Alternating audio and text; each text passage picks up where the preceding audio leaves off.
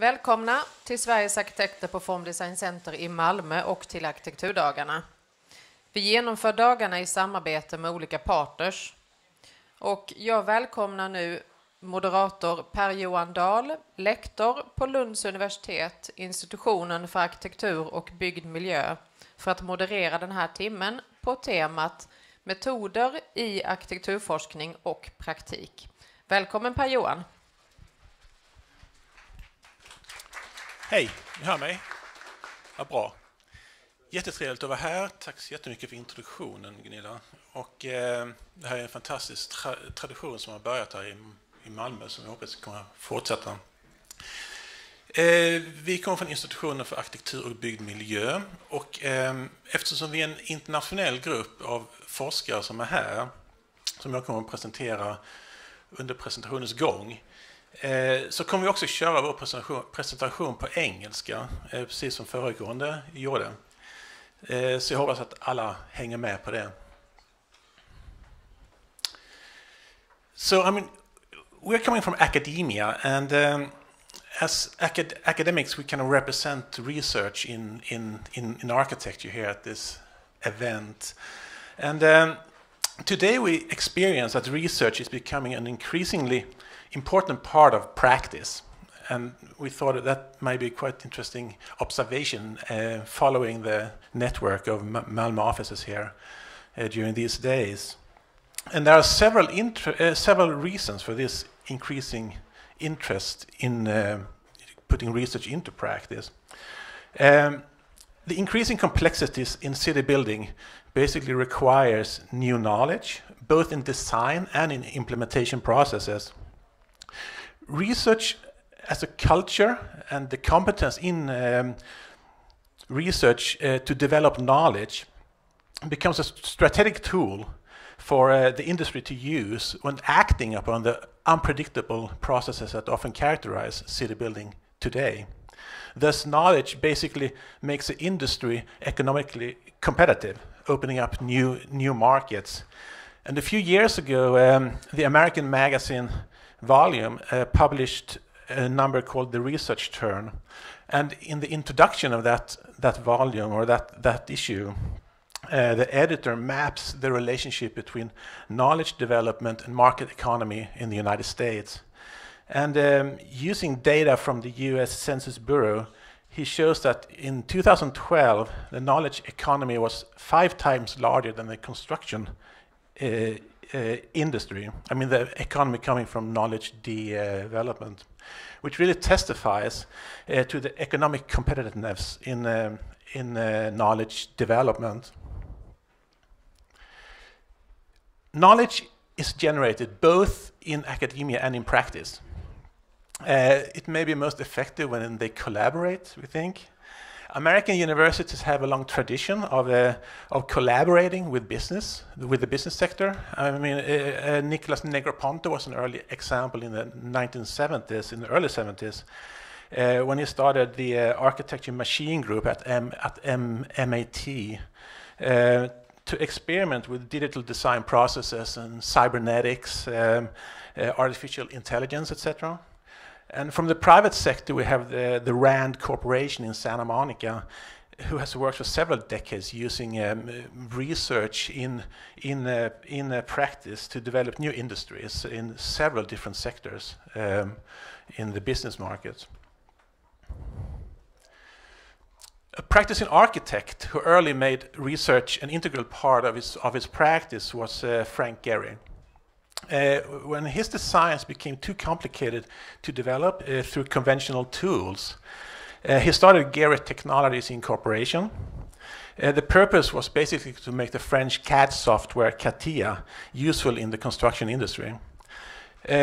So when the design for the Guggenheim Museum in the earlier mid-90s moved into design development, Gehry basically needed a new software that could handle complex forms.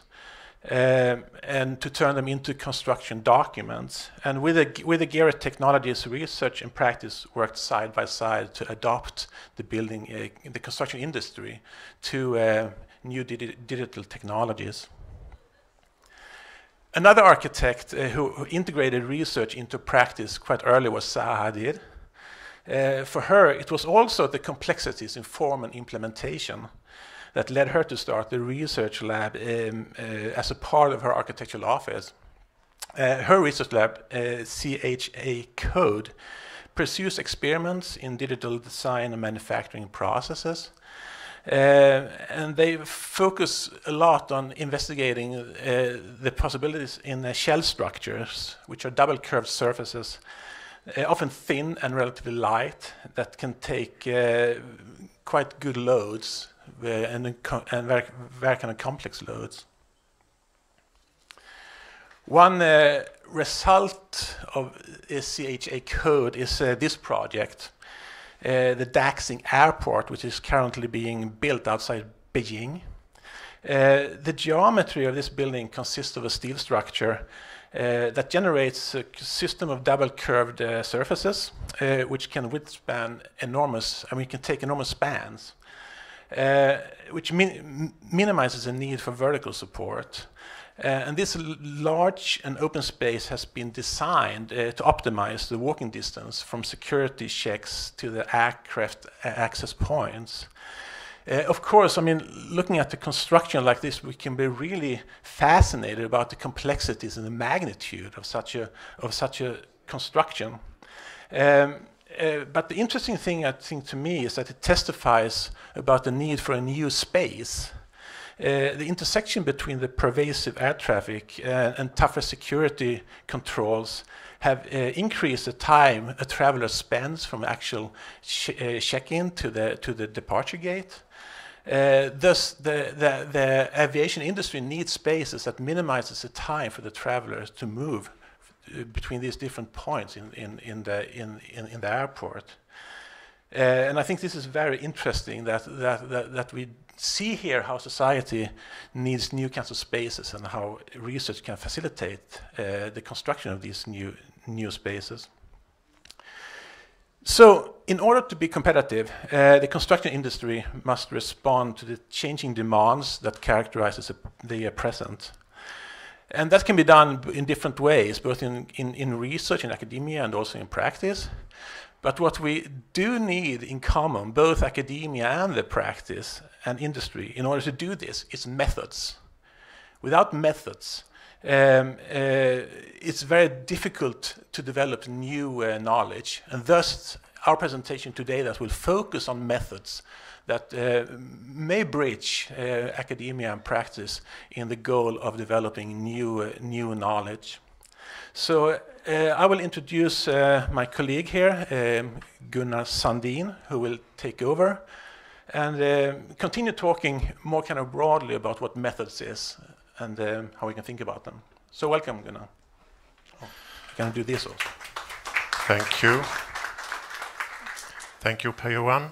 My name is Gunnar Sandin, and I'm in charge of the research studies, forskarutbildning, at the School of Architecture in Lund. As you know, we do not only educate architects and designers, but also researchers. As Per-Johan said, we need methods, and as you all know, we invent methods by ourselves as soon as we are born in order to do things in life. So what then, how do academic research methods differ from what we use every day in our goings about in life? Well, we usually put the ways we do things in relation to specific theories, but also often in relation to specific research questions. We kind of articulate the question before or in accordance with how we develop our method. I'm sure some of the firms represented here do almost the same thing, but I will step a little bit more into how it could be done in academia. And today, often when we speak about methods in certain science contexts, you ask, what is your method? Like if it was a singular thing. However, I would claim that in almost all investigations today, there is a mix of methods. Thus, also, my speech will focus on these mixed methods approaches. For instance, I'm sure a lot of you have heard about that we have quantitative methods where we count stuff, we get numbers of things who prove or not prove certain hypotheses that we put on what we investigate. We also have qualitative methods, which are more based in interpretation and reasoning of what we experience, not so much in counting, but in thinking and reasoning. Sometimes they are held apart, but as we shall see, they are also very much used together. We also sometimes separate between objective and distanced methods, where the researcher stays outside of the situation studies, not to blend in it in order not to interfere with what is studied. But there are also subjective and engaged methods where the researcher mixes in deliberately to be able to get sight of certain things, or, as we shall see, even deliberately change certain things. And when we talk about actually changing, for instance, an environment, if I go somewhere here in the city to study a group of people, I want to get to know them, I maybe want to even change the situation where they work or where they spend their spare time. I do something that is usually called action research, where I actually intervene with the circumstances in order to change it somehow.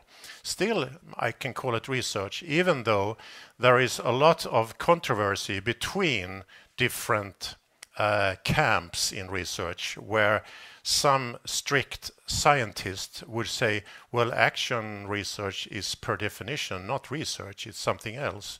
And the action researcher might say to the perfect scientist that, well, you only think that because as soon as you formulate your hypothesis, you have already intervened into the reality. When it comes to action research, we are closer to the area that we call practice-based research or artistic research. I will come back to that.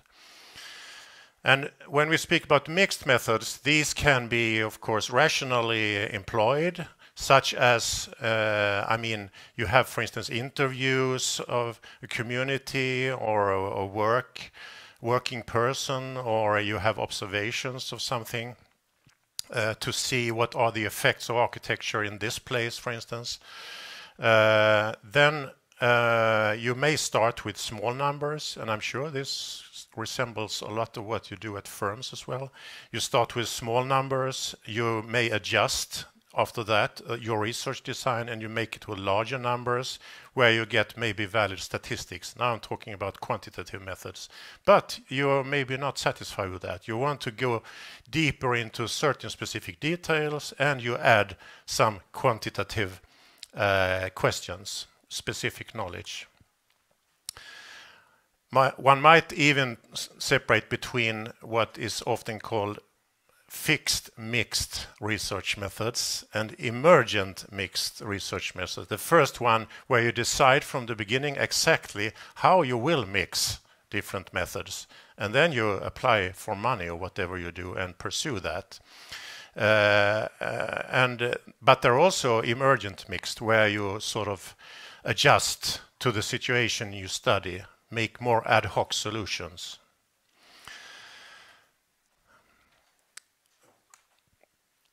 Today, when we look at what is often called the relational approach to architecture, how does it work in societal context, we often have ethnographic methods because you want to know the effects on people of architecture, planning, design.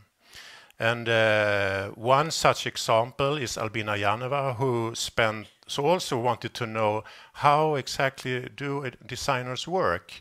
I mean, we are often presented with drawings, renderings, nice photographs or whatever of finished products, more or less, and are hidden from the ordinary public, or even some of the media that are there to expose architecture. Hidden from that is often the immense amount of work behind that rendering or whatever image it is.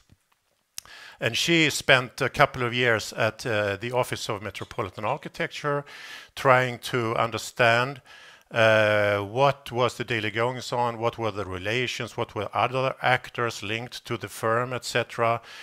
How do they treat like 1,000 models before there is a 1001 model, which becomes sort of the mediated one?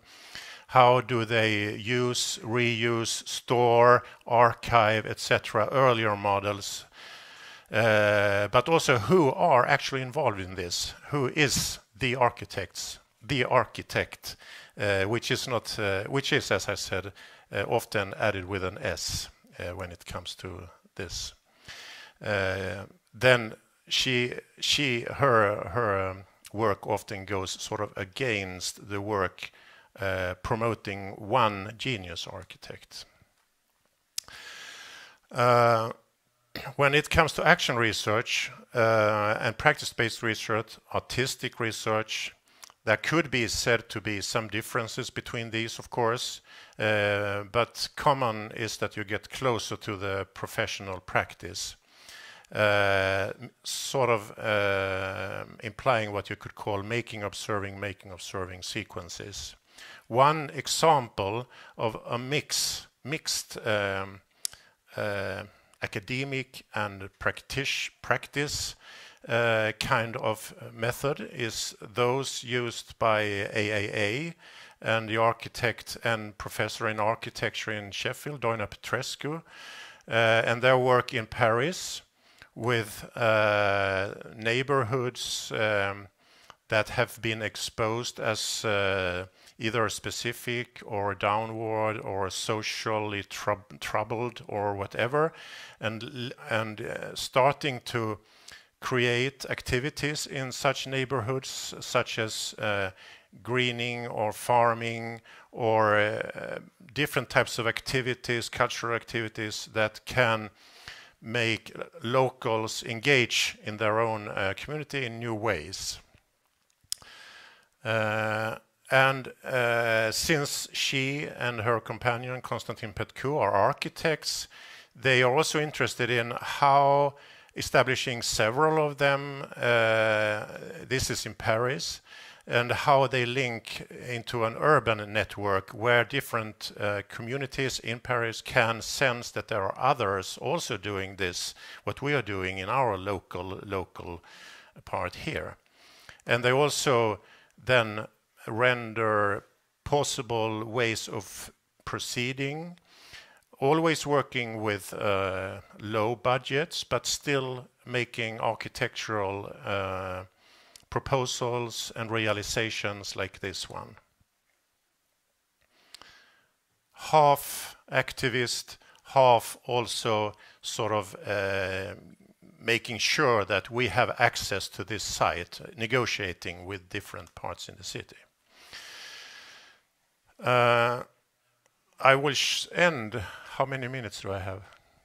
4. Yeah, that's perfect. I can spend 1 minute each with mentioning a couple of examples of dissertations, PhD students' works in LT8 architecture before Pim and Anna will go on talking more explicitly about their work as postdoc and as doctoral student at the school.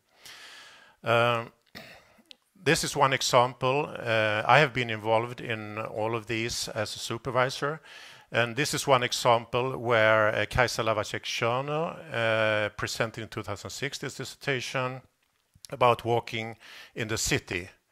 It was done through her own walks, observing her own thoughts while walking here in Malmö at a couple of places. And the method is thus called autoethnography, meaning that she is concerned with what happens with me when I walk, what am I exposed to, who do I meet, how do different architectures, different groups of people, different signs tell me what kind of a person I am when I am walking. Thus, she also includes, for instance, gender studies in this, using feminist theory as a ground. Also, some archive studies were involved because she needed some historical accounts to be done, vista analysis, sight lines, etc., statistics to some extent. Another dissertation is this one about Brunnshög, northeast of Lund, where, as you know, Scandinavian Science Village is currently under construction and projection still too, and between two giant facilities of physics research. And her task was to try to investigate, when you came to this place, what actually do you perceive there, and what do you perceive as possible to change? What is the future of this place? And she asked that question to laypersons as well as professionals, including, for instance, the city planning office of Lund, who was there. And she also introduced sound environments through large loudspeakers that she wanted to see if that altered the impressions given to the people who visited the place. So it was a mixed between surveys, interviews, also these artistic parts. How much? 2. Perfect. This is a dissertation about by Marwa Al-Khalidi, finished a year ago, and it is about city planning meetings, and especially the controversial moments in city planning meetings where, for instance, somebody expresses a fault behavior by somebody else in the same meeting, or when people start to quarrel, or when they don't know how to proceed, those kinds of moments that do not follow the normal protocol, so to say. Of course, this could be sometimes not so easy to detect what is normal and non-normal, but still, this was her intention. And she also found some figures where you could follow, for instance, a person applying for a building permit and see how that could be negotiated, also by arranging the actual architecture and design of the room itself, the meeting room itself. This was done in a municipality and city planning office in a Jordan municipality, in a Jordan city, but written and here in Sweden. And the last one was presented earlier this summer by Ida Sandström, called Towards a Minor Urbanism, which is about urban planning and its relation to a sense of community. How can we think of communities, groups of people today? What is evident, not evident? How is that dissolving into new types of thinking about what is a community, and who should be represented in planning processes? She specifically studied 2 already quite controversial projects, but one of them mentioned by Helena in the beginning today, Superkilen in Copenhagen and Jubileumsparken in Gothenburg. And her method then was a mix of interviews, observation at site, social media statements, and counting and use of some diagrams. Thank you. Perfect. Thank you, Gunnar.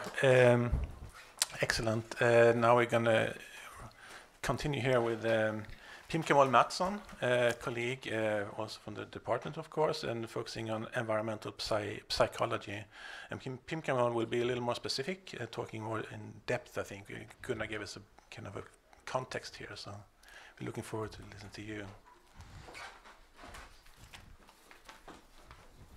Yes, thank you. My name is Pim Kamal Mattsson. I'm a postdoc researcher, and I'm working with several research projects, which is focused on the effect that architecture and built environment and human have on each other. And as it's like architecture is made by and mostly for people. They could made for animals and plants also, but we don't take them into account right now. And the research area that I'm working mostly with is called architectural. Nowadays it's turned to environmental psychology, which is mainly study the interactions that between the human and their physical surroundings. And this could be done also in the wider scale, from the small scale of just the design features, products, objects, to the larger scale of buildings and also urban or regional environment. And also like other research fields, there is a method applied, and usually, traditionally also we use interview for, and it could be several type of interview, from open-end to specific structure interview, to be able to get the people experience, perception, attitude toward a given conditions that we have in questions. And also to study how the design of buildings or the physical environment has on human behavior, using the concept of behavioral setting. Just example of the work from my colleague, that she studied design of housing for people with mental illness. And in this project, she has the questions like whether different characteristic and layout of the buildings. Characteristic could also mean that the kind of design atmosphere, some sort of like between modern interior compared to conventional interior, how the furnitures are placed, how the layout in the common area, how this has the effect on social interactions of this group. And could be positive and negative. Like positive is like they start to talk, they help each other, or negative like they avoid interact, they avoid greetings, or just be by themselves in the common area. And this thing we use the observation technique and direct observation. She's there and see how often those type of interaction occur and where it is happen. So for this, we could draw some sort of assumption for the guideline that could improve the design quality of such facility to support more positive social interactions. And we also work a lot with environmental perception and experiences also in urban environment. And we talk a lot today about the UN's Goal 11, about sustainability in the cities and communities. And maybe this project also kind of related to that. That is, we study quality in urban environment and the equality in mobilities. And this is an example that you could see when people's eyesight get lost when you're getting older, or visual impair when you, people with visual impairments. And the condition that they could see different, and this affect the mobility and walkability even in the neighborhood. And especially during the night time, which is here in Northern Europe, in the winter, they might have a hard time go to work in the morning, have a hard time come home after work. And participants we met, they call for taxi, even it took 5 minutes to walk. And this is related to the project that we have in Malmö. Malmö municipality has planned to change street lightings due to it's getting old. And now it's also the transformation toward the energy efficient lighting. But before the implementation supposed to make in the larger scale, we would like to test whether the new lighting would work and support walkability. And this intervention study carried out in a residential area in Dumfries. And we do apply the mixed method which is include walk-along observations, structured interview, and also think aloud method, which is developed by the expert from accessibility expert and also traffic planning expert to get the information about whether the lighting support how people with visual impairment could move and walk around by themselves in this neighborhood. And they walk like 500 meters in the cold dark between November to January, once before lighting intervention and once after.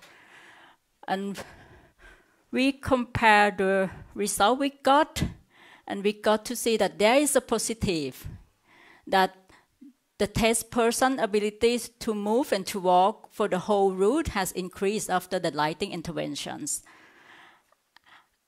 And also, they could better detect front doors of the apartment, the bike parking, the basement entrance, and also the lamp posts and side posts. And they could walk more also in the middle way instead of try to go along the edge, because they have to keep track on if there is a contrast between the walkway and the edges. But still, although the lighting could provide better visions, it's brighter, but people still also think that it was too bright and it's too disturbed, which means that perhaps before Malmö City is supposed to buy the whole new lighting, perhaps there should be some sort of improvement before the implementation supposed to be done in the larger scale, because new lighting would cost a lot of money, although it would save energy in the long run.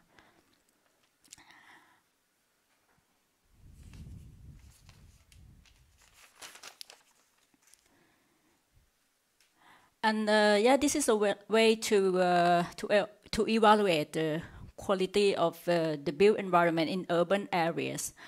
But for inside buildings, there is the method that has been developed, I think, since the 60s.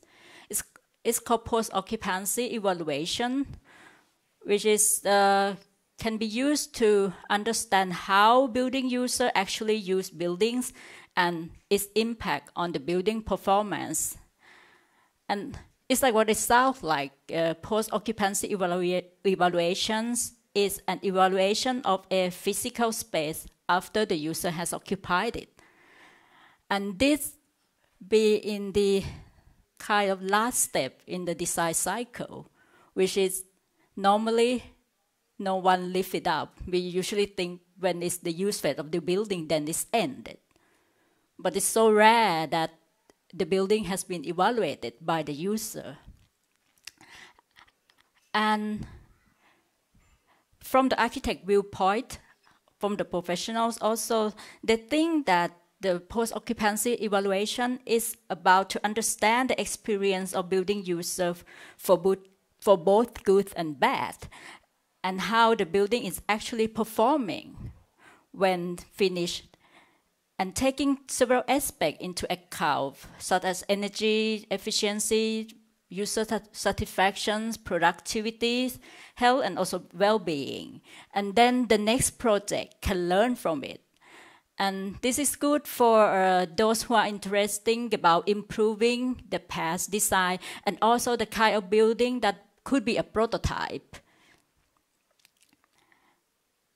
And you could see that we use the basic environmental behavioral knowledge and also related theory and data we could collect from several methods that we use for programming the research. But it's the same that we use the same criteria again in the evaluation phase to see whether before and after the expectation and the reality meet each other.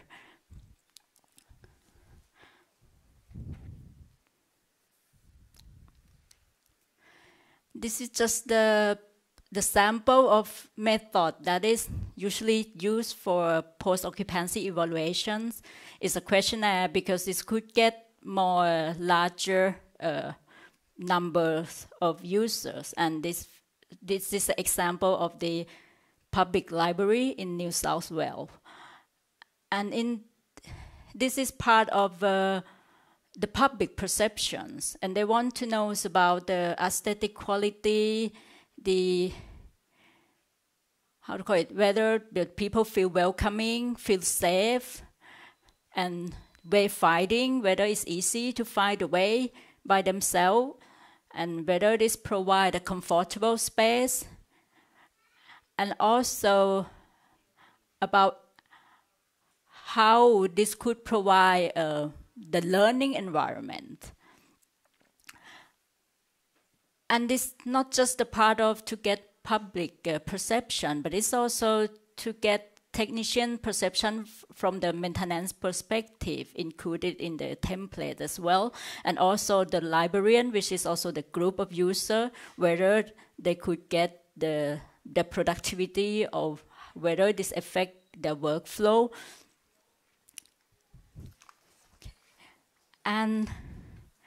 But sometimes also it's just good to focus on just one aspect of post-occupancy evaluations, because it's hard in practice is to get the whole thing at the same time. And this is just example that there is issues about changing the entrance door, and then they ask questions with their tenants. And there is also not just a questionnaire, but there is several kind, like research method. There's many kind of data collection techniques that can combine. It's depending on what is interest issue, what is asked from the clients, and you could combine it as well, like in this study that combine different techniques. And I say that post-occupancy evaluation is about to learn from it and to get the better design for the next project. But do we need to wait until the post-occupancy phase to be able to learn from the design? Actually, you could also simulating the user experience, just setting the test. And this is just a project of, we wanted to see about if the interior color has different color, but still with the different, but with similar lightness. And then we simulate kind of, we think that maybe it's hard to get people with visual impairment to come and test it. Then we do the simulation with the goggle, and just to check how it will work, and we change different type of lighting, different colors, and to see in which condition it would work best. Okay. I just want to end, it's still about simulating user experience, but I just want to end with this case of Louvre Pyramid, which is turned 30 years this year. It was 30 years ago that the Louvre Pyramid the Louvre Museum need to be renovated because the space is not sufficient. So then Liu Mingpei, who was the architect who was responsible for the project, then he proposed a solution that in the central court, those there was just for the parking. So all the facility that needed will be under that court. And it would also provide a passageway to the art gallery that in the palace buildings. But when he showed his purpose of the pyramid to serve as an entrance, the public were really against it, and it was disapproval. The perspective image, a model didn't help. The turning point is come when he put the full-scale mock-up provided by the cables without glasses. Even Pei himself, he said that he didn't satisfy with that because it doesn't create such a real effect that the final output would make. But it could give the volume and the real size. This opened for the public in, sorry that I'm wrong, I wasn't sure, 84, 85, for 4 days. 60,000 visitors came. And the mayor was a Boy Matter, the Paris mayor at that time. His name was Jacques Chirac. He said, "Oh, it's not bad." So we have Louvre as we have today. Thank you. Thank you, Pimecon. Now we are going straight into another area, which is computation, by Anna Goida, a doctoral student at the department, will talk about computation. So we move fast into the next area of methods and research.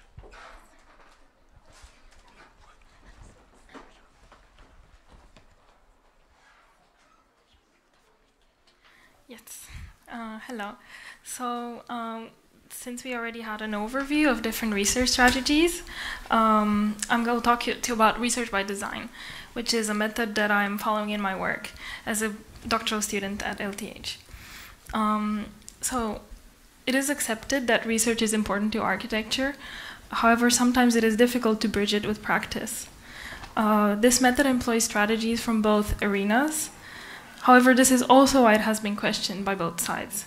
From academia, whether research can arise from design, and then in practice, whether design can be an output of research. But I believe that in combination, this can lead to high innovation. So what does it mean?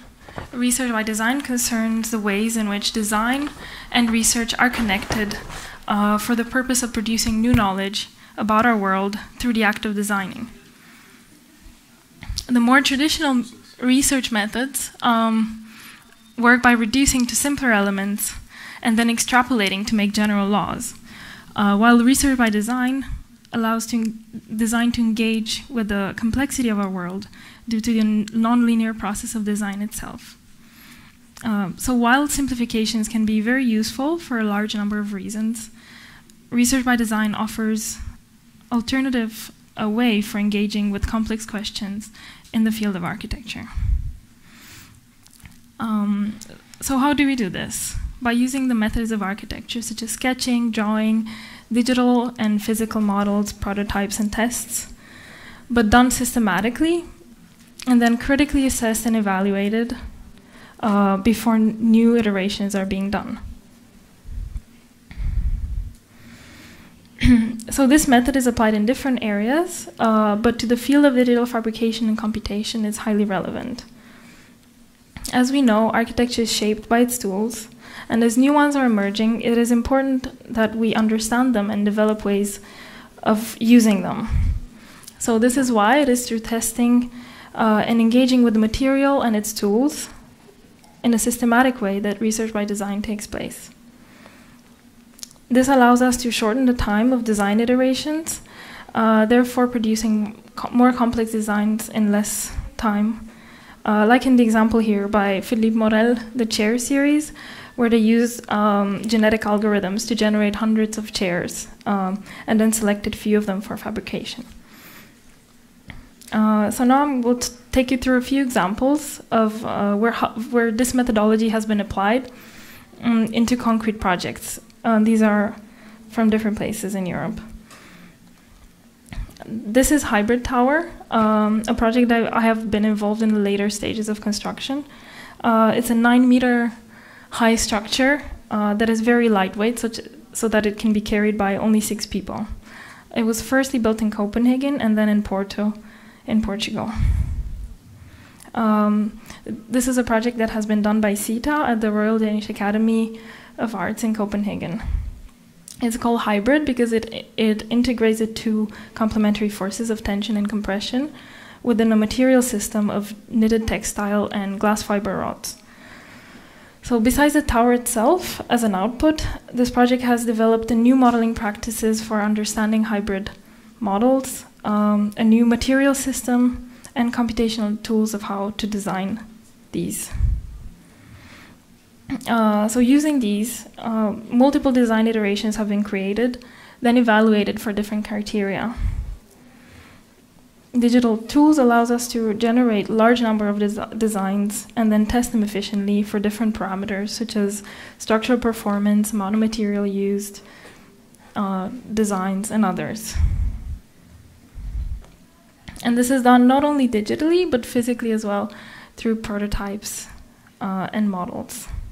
So these are some of the previous iterations that the tower has been going through before its final form. So interfacing with production is very important in this field. Fabrication tools, in this case the CNC machine, has allowed for detailed material specification down to the very small scale of the pattern itself in different places. And then when assembled, these direct behaviors from multiple scales up. So this shows how the bespoke materials are designed and then sent for fabrication, the drawing files and the production files for the machine being generated in the process. Here's a view from the interior of the tower itself, showing how the tension forces are being gathered and then transferred to the compression elements. Another project, the Armadillo Vault, by Block Research Group. This project was done for the Venice Biennale of 2016. So the span is 16 meters wide, but then the thickness in the middle is less than 5 centimeters. So comparatively to an eggshell, it's half its thickness, proportionately. So how can such an impressive structure be built? It is actually a compression-only structure, so it's assembled of limestone blocks without any mortar. It was done by a Block Research Group based at ETH. So throughout the research of this project and several similar ones, the research group has developed computational tools to design and evaluate structural properties of pure compression forms called RhinoVault, which is now available for other designers to work with as well. So this allows for high design flexibility, and it outputs the files needed for production. In this case, for circular saw cutting. So where every piece is uniquely cut according to its position in the vault. Here you can see the dry assembly in process and the variations in the shapes and sizes of the blocks. Another project that I want to talk to you about is the Fiber Pavilion done by ICD. It has a span of more than 23 meters wide, and it's made by 150,000 meters of fiberglass and carbon fiber. And the result is very lightweight as well. This builds on years of my biomimetic research developed at the Institute and on previous research pavilions and prototypes that they have done following similar processes. So they looked at the shells of bugs and how these are very lightweight. And this is from a previous pavilion that they have done some years before, where they use a dual robot system for the fiber winding.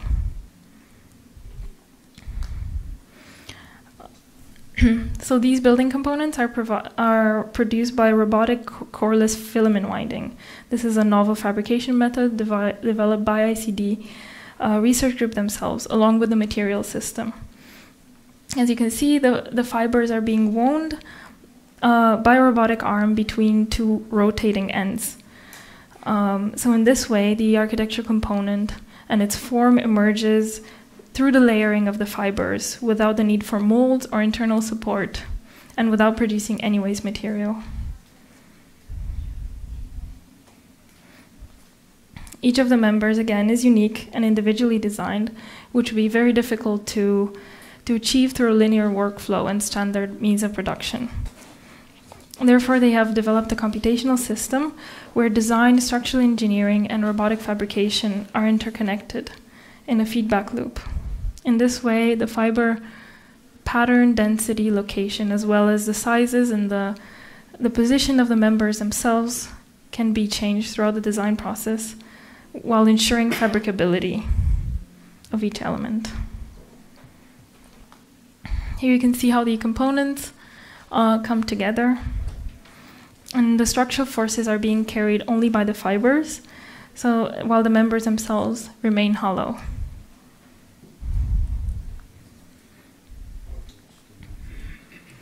DFAB house. So the last project that I will show you is the DFAB house, built in Zurich by a number of actors.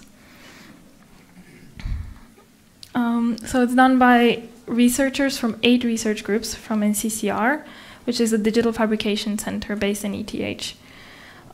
This house is digitally planned and digitally built, combining 6 different strategies developed by these groups themselves. And these are the spatial timber assemblies, which is a robotically fabricated timber structure that comprises of the second floor and the roof of the house. The smart slab, which you can see here, which is a technology for integrating ceiling slabs with 3D printed formwork into which concrete is cast. You can see on the right how it's being processed. And here how it's finalized and installed in the house. The in-situ fabricator, which is an on-site autonomous for construction robot that employs mesh mold, which is a strategy that they have developed for steel reinforced concrete structures. So here on site, the robot assembles, cuts, and welds steel that acts as formwork, but then as reinforcement as well after the concrete is cast inside. And here you can see how they come together with this more dynamic casting as well, which is a dynamic slip casting for the columns, which you can see on the left.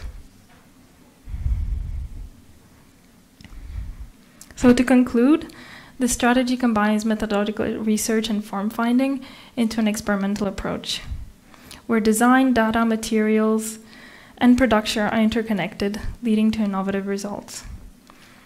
Because of its nonlinear nature, research by design gives us a method for employing computational design tools and digital fabrication strategies that are needed to generate solutions to the complex problems that we have today. Thank you.